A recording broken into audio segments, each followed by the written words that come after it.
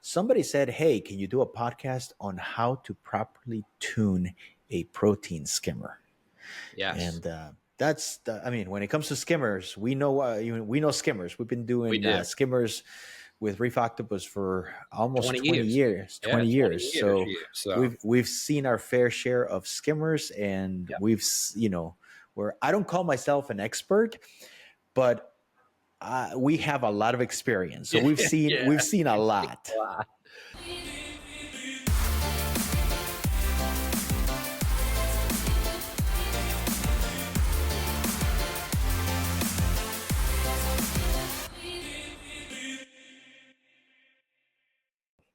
Hello, everybody. Welcome to another episode of CVTV Podcast. My name is Carlos, and I'm here with my co-host David Dockin, owner of CoralVue. How are you, Dave?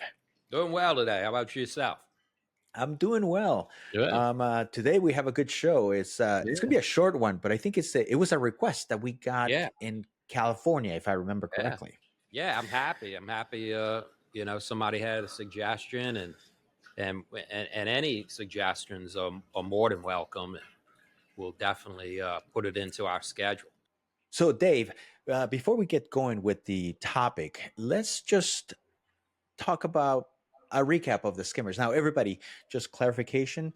We've actually gone through this topic on a previous podcast. So if you're looking for a more detailed description of what a skimmer is, the different models of the skimmers, the different types, and how to select the proper skimmer, check out that podcast. Right now, we're just going to do a light introduction of what a skimmer is before we get into the actual tuning part. So, Dave, what is a skimmer and what does it do? Yeah, so a skimmer is referred to as foam fractionation. This is a filtration that was developed, I believe, in the 1960s for the sewage industry. And basically, what it is you take the water column and inject air and the liquid matter into a vessel, which then allows these proteins to rise to the surface in the vessel and allows you to collect and pull that out of the water column.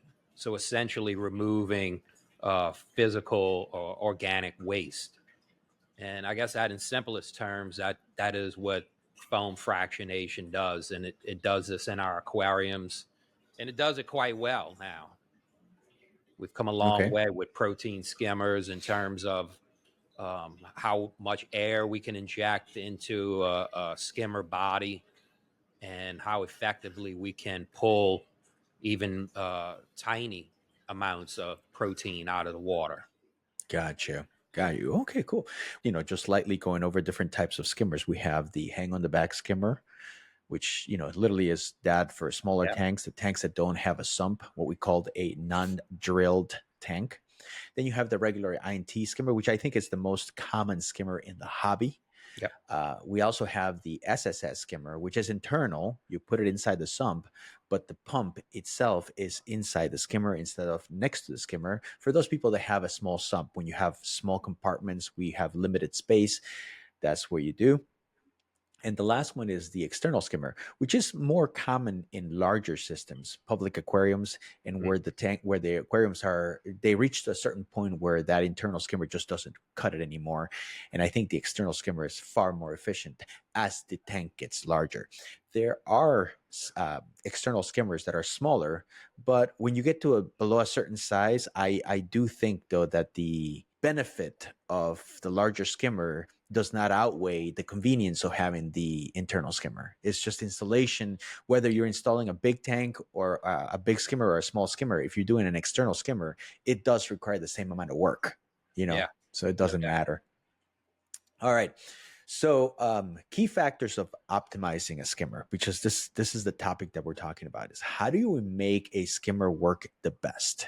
Mm. And I want to go over one of the most common things is the correct size of the skimmer. Yeah.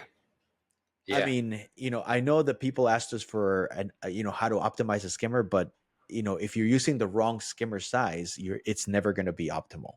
So this is one of those cases where, going for as big a size as you can afford doesn't apply.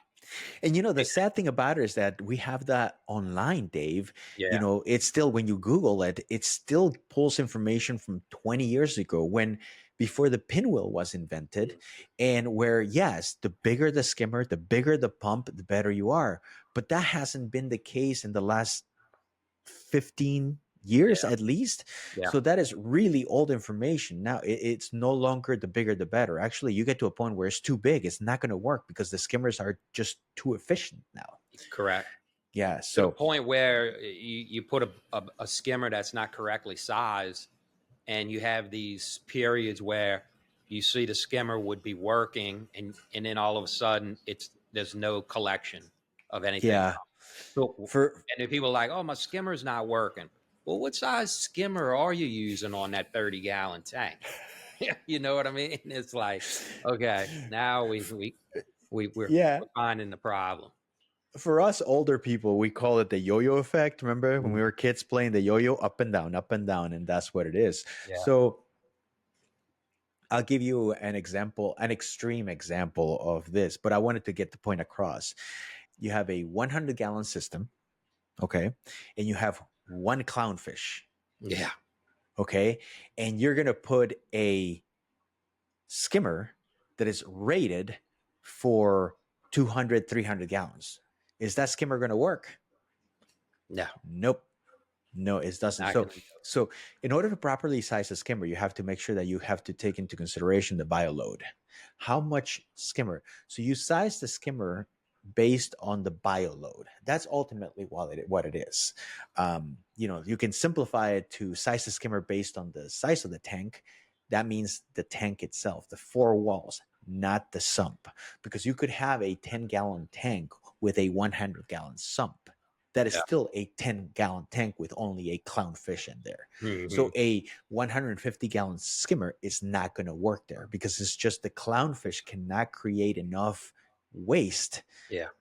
to do that. So It's the you're going to have bio. that yo-yo. You're talking Yeah, about a bio load, and yes, you'll hear that terminology, I think, a lot, especially with protein skimmers.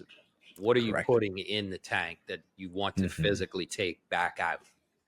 And that's Exactly. your bio load, is the animals in there, how much you're feeding them, and the Yes. weight that they produce.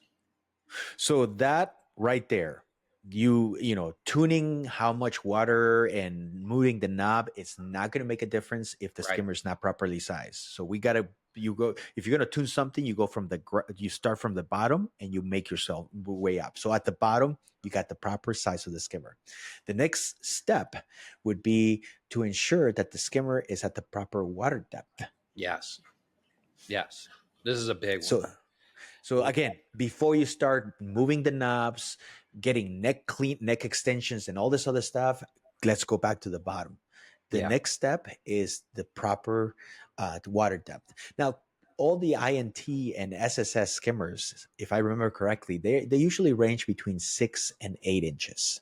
Correct. Now, this is the water level the skimmer is sitting in, not the water level inside the skimmer. This is the water level outside of the skimmer.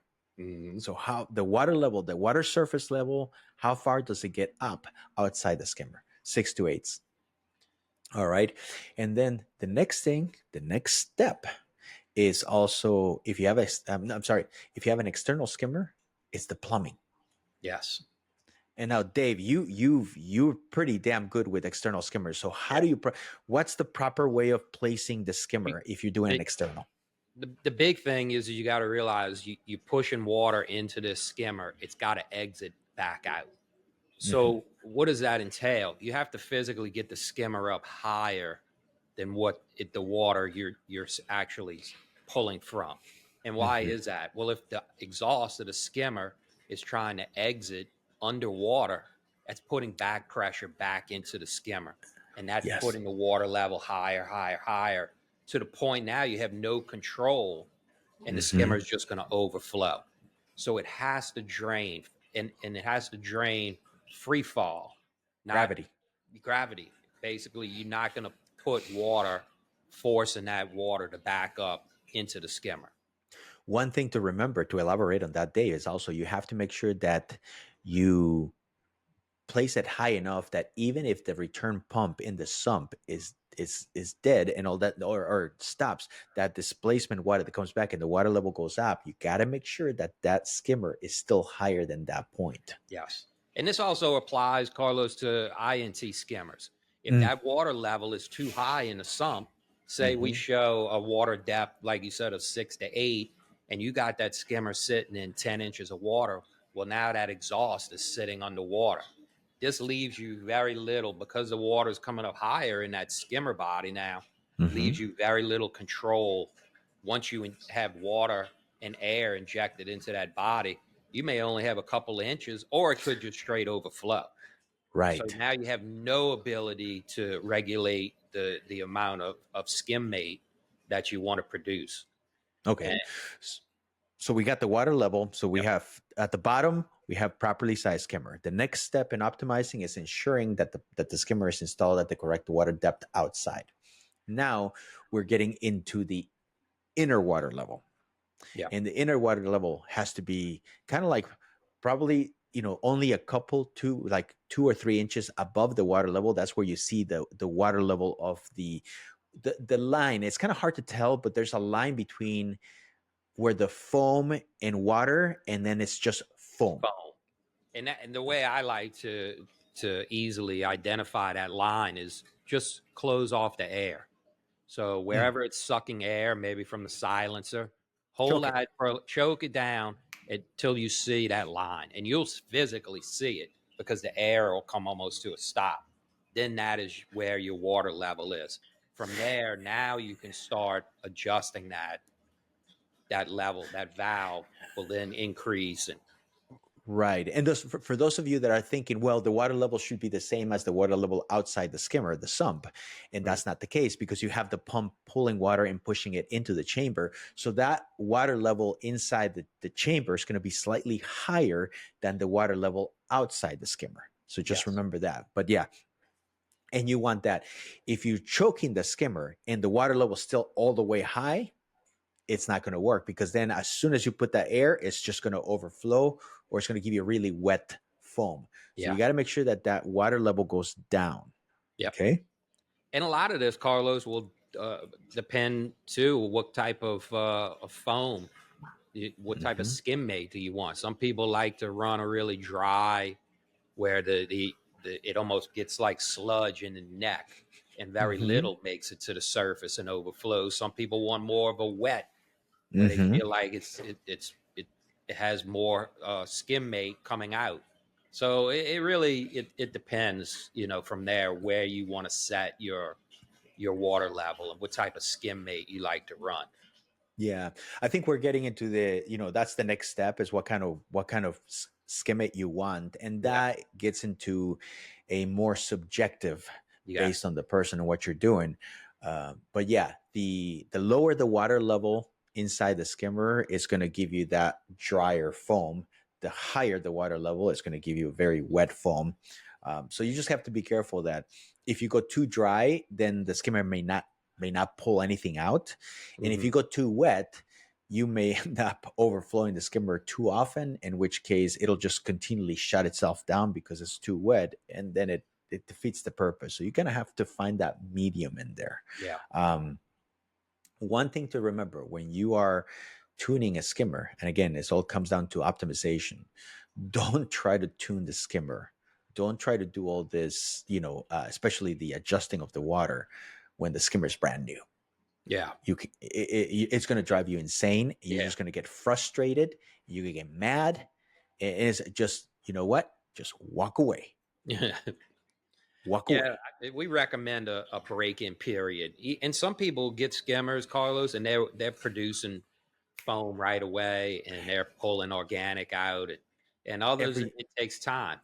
And a lot of it depends on the manufacturer, and whether there was any residual cutting Mhm. oils that are still on the body, fingerprints, just how it was handled. Also, Mhm. extruded or cast acrylic. So Mhm. some these bodies are made from a mold. Others, like the acrylic bodies, are handled by hands, and they're Mhm. physically polished. So that really plays into what you're going to see right off the bat in terms of the skimmer producing. Yeah, and it could be the same skimmer, the same brand. Let's, we Yeah. carry Reef Octopus in here, and Reef Octopus, it could be that somebody handled the skimmer. This guy, Mhm. this was the skimmer that you happen to have was the skimmer that they grabbed for quality insurance. So they took the skimmer out, they grabbed it and everything, their hands, the oil, and they put it back in the box, and it just happens that you got it. And your neighbor got the same model skimmer, and his skimmer is working within 2 days. Your skimmer is 2 weeks and still not working. That's because his skimmer was handled differently. So Mhm. just because you have the same brand doesn't mean, again, like Dave said, it has to do with who handled it, how you handle it. When you grabbed it, did you have oils in your hand? Do you have do you have oily skin while your neighbor doesn't have that? It depends. It's there's so many criteria that will influence how long Yeah. the break-in period will be. Now, there's things you can do too. If you want to do like a cleansing beforehand, some people will use a vinegar bath where they'll lightly vinegar and water and just wipe it Hmm. all down. That'll also help remove those residual oils and Hmm. help break it in faster. Okay, so going back to tuning now, we've gone to the tuning of that part. Now what we need to do is uh, we need to make sure that there is an ongoing maintenance to ensure that the skimmer is working in optimal conditions. Yep. It's like a car, it'll work when it's brand new, but if you don't do an oil change, you're not going Yeah, to get that car for a long time. yeah, So, first thing I want to do is daily just check the skimmer.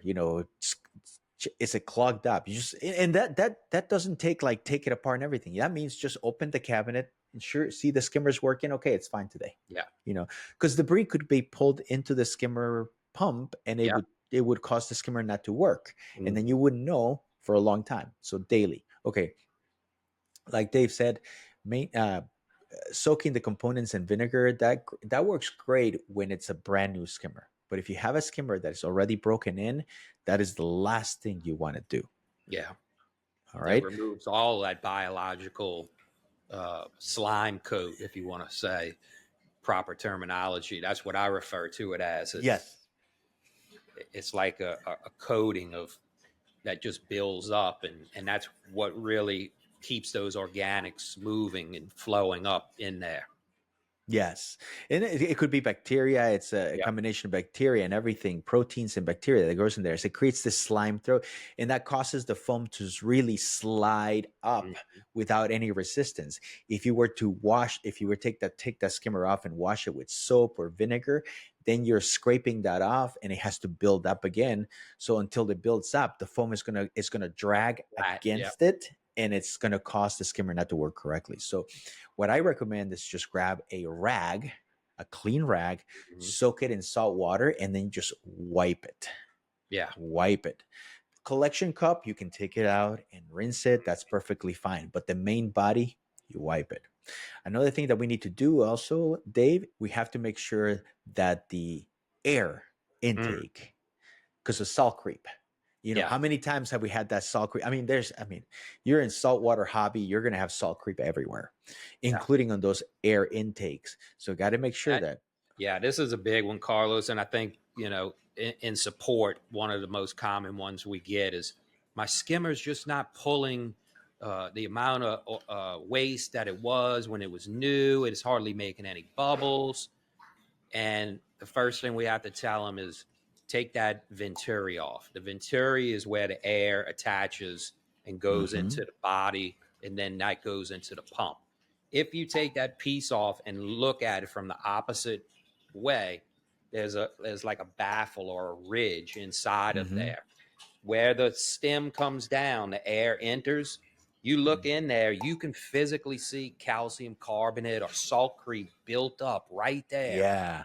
and it's like it's choking. There's no air getting in, and Hmm. if you can physically take a little tool and just scrape it and move that off, it opens Hmm. wide open again. Or you can always dose it in or soak it in some like what's that, the an Citric acid, acid. Yes, citric citric acid. acid. Yeah, Yes. yeah, Yes. So that's the one part that, because of the calcium buildup, you can actually soak it in citric acid and it would be fine. What I usually do sometimes is once a month or so, whenever I remember, I take a syringe Oh, and I okay. grab some RODI water. And then Mhm. all I do is RODI water. I grab the air intake line and I just right there. Okay. And I do it a couple times, Yeah. and that Flushing will out. that rinses off. It's fresh water. It's okay. Yeah. It doesn't matter. It'll choke the skimmer for like 15 seconds, but then it'll be back to normal. But that will ensure that whatever salt creep, it won't take care of the calcium buildup, but whatever Mhm. salt creep is there, it'll just rinse it off and it open it up. So I Yeah. usually do that too. Good idea. Yeah, yeah. So that's good. Let's see. Um, Okay, so we got those. Now, the other thing we need to do is also we need to make sure that the pump itself is clean. Yes. A lot of people are looking to my skimmer's not working, or my skimmer, my skimmer was working really well, but now it's not, or I've Mhm. seen like things are not working as it used to be. What can I do to make it better? Well, take the pump out, Yep. take the volute off, pull the impeller out, and clean it. You'd be surprised what you find on that Oh, pinwheel impeller, and that's just stuck or wedged in between those pins. we've gotten support tickets where people say my skimmer's not working or my pump's not working or it wasn't working before. And we usually says, hey, can you send us a picture of the pump? Huh. And when we see the picture of the pump, there's so much buildup in that pump that I can tell you, because the way life grows, it doesn't happen over a month. Right. There's so much buildup in there, and that they probably haven't cleaned this pump in 6 months to a year. And sometimes they actually, we ask them, when was the last time you cleaned it? And they go, oh, we cleaned it a month ago. And we're like, no, there's Yeah. no way that much growth Right. happened in 30 days. No Right. way. No. No way. Yeah, I mean, I'm sorry, you Mhm. know, I'm sorry. I'm gonna agree to disagree with you on this one. Yeah. So again, same thing. You're driving a car. If you don't do an oil change and you don't maintain the car, if you don't change the oil, you're not going to get that car last a long time. Reef Mm. Octopus makes fantastic products. They make really good product, but it is not indestructible. Right. Another thing to keep in mind, Carlos, is physically remove that impeller from the pump. Yes. Reef Octopus does have built-in cooling loops, which means it allows water to get behind the shaft in their Mhm. pumps. Some pump manufacturers don't have that, so what you'll see is calcium carbonate from the heat of the shaft, Mhm. the ceramic shaft spinning, and that'll actually build up over time to the point it eventually it won't even spin at all, or it'll cause your pump to struggle, which then builds up heat because it's Yep. putting so much drag on that motor. Correct. So now It you're just adding more heat to the aquarium. And also, just take the impeller out, just do a visual Yeah, check of it. yeah, See if there are any cracks or anything like that. Because if there are cracks in there, then hmm, it's time to get a replacement. yeah, So please don't just grab the pump, put it inside a bucket of water and run it. That doesn't do it. That hmm, doesn't work. You got to take the volute apart. You got to pull the impeller out. You got to grab a toothbrush and clean it up, stick them there, and everything, because that is going to work. That's going to make your skimmer more uh, uh, optimize the skimmer. yes, Let's go over a couple of problems, troubleshooting that we yeah, see very, very common. Um, big one, big one is the skimmer is not producing any foam. The pump's running, but it's not producing any foam. And I hear this all the time. So Dave, take it away. yeah. I mean, this one I automatically comes to mind is have you cleaned that neck? Is Mm-hmm. it full of just to where the gunk inside you can't even see through the acrylic anymore? Um, Yeah. that's one of the biggest things. Once you see that, it really inhibits Yep. the head of foam from building and getting over into the collection cup. Yes. Um, Air blockage. We're talking about the yeah, venturis. If it's the skimmer's running but it's not producing any air, something is choking the skimmer. Either a kink, something as simple as a kink in the line, yeah. that would be one thing. Another thing is, I'm sorry, fresh water. Mm. Ah, you got it. That's the one I love the most. My skimmer's not working. It's brand new. I just set it up. It's not. It's doing anything. Are you running it in fresh water? Yes, I am. Yeah, Yeah, so it's not fresh gonna water. work. Yeah, fresh Yeah, water does not do foam fractionation. It'll just no. produce some big bubbles, but it, Yes, it won't make the tiny micro bubbles that are needed to pull these fine organic matter out of the water of the our aquarium. correct. So fresh water Yeah. won't work. Okay. So now let's go to the opposite, which is I turned on my skimmer and it's producing so much foam that I Mm, can't make yeah, it stop. It just keeps overflowing no matter yeah. what I do. I've brought the skimmer up to 6 inches. Hmm. I've opened the gate valve so the water's all the way low. And as soon as I turn on the skimmer, it foams everywhere. Yeah. Take it away, Dave. I think the first question I ask is, what have you added to the water? What have you dosed anything? Chemical wise, right? Yeah, chemicals. What has changed within the system? Have you installed new filter socks? Mm-hmm. Um, it's one of the biggest ones is ChemiClean. Mm. Yeah, I dosed ChemiClean. These things are really just going to send the skimmer into overdrive, and to the point you can't do anything to tune them. Well, and if you read the Chemic Clean, because the Chemic Clean works, it's a great product. Don't Yeah, get me wrong. So we're not as they no, say, not we're at not all. dissing Chemic Clean.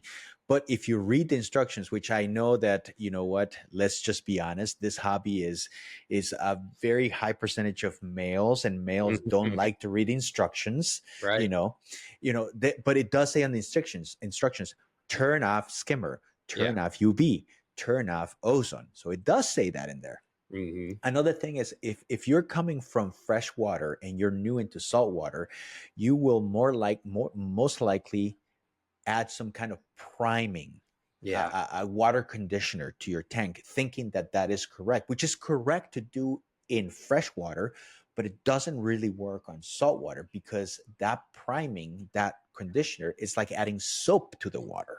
Right. And if you add too much soap to the water, it's just going to go crazy. So how do we fix that, Dave? Basically, you can shut the air off on the skimmer Mm-hmm. itself. If you have an external skimmer, you can keep your circulation pump running, and turn Mm-hmm. off the skimmer pump just so you have water still running through it. You can choke the air back. It's a Mm-hmm. popular method, which that I do even with an external, because I still like to keep the skimmer going. But I'll have a micro valve installed on the Mm-hmm. airline, so I can basically just turn it down to right at the point where it's just not totally overflowing the cup. Right. Right. And those are ways to, kind of like put a band-aid on the problem. But Yeah. the problem itself is like if you're if you added a chemical to the water, then you're gonna have to run carbon to, Yep. physically pull that chemical out of the water. And you're probably gonna have to do water changes. Yes. And more importantly, stop adding whatever Yeah. you're adding that is Right. causing the problem. Um, Yes. um, So yeah, but if you added the chemical on purpose because you're treating the tank, and you do the same, I do the same thing, Dave. Is Mhm. I don't stop the skimmer because I like the aeration of it, Correct. but since my skimmer is I have one of those retractable skimmers with the variable DC pump, then all I do is I slow Turn it down down. the speed. I turn down Perfect. the foaming pump, Yeah. and that creates foam, but not as much. All right. Yeah. Great idea. So overflow and skimmer, that's good. So we've gone over the tips from the ground up. And again, we've constructed this show to go from the most basic thing. And if you don't get the basics down correctly, then anything else we talked about is not going to work. So Yeah. remember, you got to properly size the skimmer, and you have to place it at the correct water level. Those two things are key, because if you don't do any of those two Hmm. things correctly, then none of the other things that we talked about are going to work. It's Yes. just not going to work. So let's keep that. The most important thing is properly sized skimmer and the correct water depth. Those are the big things. Another thing that we're going to talk about, Dave, and I think that we cannot have a skimmer show without talking about this. Well, actually, we can't have a marine show without talking about this. Is patience. Oh, yeah. That's the big one. A lot of people don't have that, and this hobby's all about having patience. Nothing good happens fast in it, Hmm. so Yeah. be patient with the skimmer, and we promise you'll get it. You'll figure it out. All of them have a sweet spot, and Hmm. you can find it. And there's tools. We're talking about water level. There, we offer skimmer stands. So if you're like, man, I can't get my sump level down, It's well, too we low. offer a skimmer stand. So you Hmm. can now elevate the skimmer and put it inside on top of that stand to get it at a proper height. It's adjustable legs. We Hmm. also have self-cleaning necks. So if you're a traveler and you can't get somebody to service your tank, it's nice to have a self-cleaning head that physically wipes Yeah, that it's just neck a down. squeegee. It's a We, squeegee yeah, blade that just rotates, and then you do one or two rotations every 6 or 12 hours, yeah. and you're done. Yeah.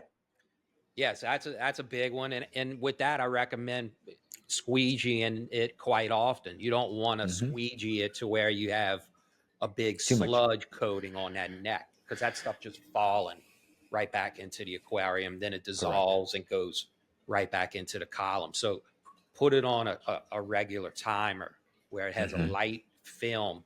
That way, it can still get in the head of foam and overflow into your cup. Yes. Yes. Um, um, remember the break-in period.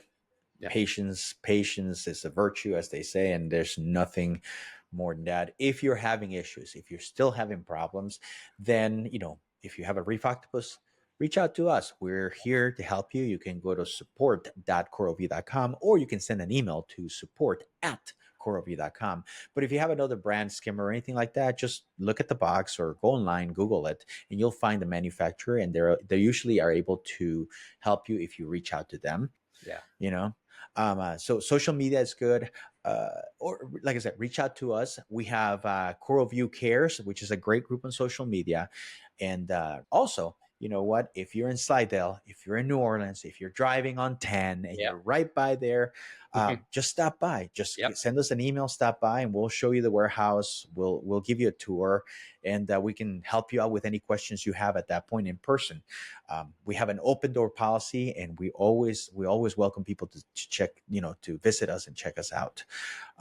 Dave, that was, Yeah. Hopefully, learn something and help you out and optimize your skimmer. So it's a great tool. I mean, it's come so far in the last even 20 years. I mean, Carlos and I can tell you from where we started running these huge downdraft skimmers with huge, magnetic beast oh pumps. my God. It probably cost me a couple $100 a month to run some of these pumps that I was Yeah, the using. heat. The heat, yeah. So it's a great tool, and we're here to help you if we can, and really believe you'll like the products we got.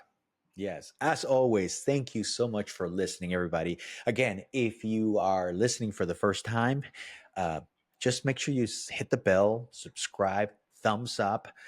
You can listen to us on Spotify. Also, you can watch our beautiful mug faces in here, mugs, on YouTube. And then thank you so much for watching. Thank you so much for listening. Thank you, Dave, as Yeah. always, Thank for you. being the co-host. Thanks Yep. everybody for watching and listening, and we'll see you next time.